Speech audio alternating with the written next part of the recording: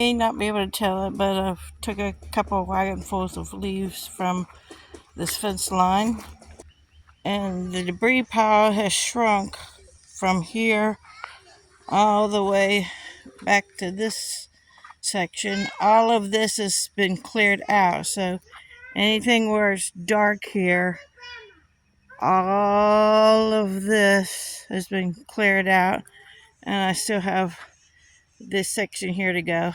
I just have to get my lawnmower out from in here. I got it stuck. The soil is soft. All of this area right in here has been cleared out. You can kind of tell from this section right here, from this angle.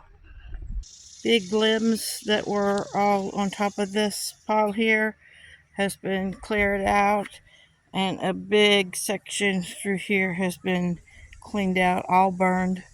All of that has been cut away. It was stuck by thick vines. I've cut those all up. And then a lot of shrubbery on this side of the fence, sticker bushes and stuff, a lot of them all the way down this whole section right in here has been trimmed away, cut away, and burned. This is more work than one person can do, but I got a lot done. And this is what it looks like from up here. That was really piled up.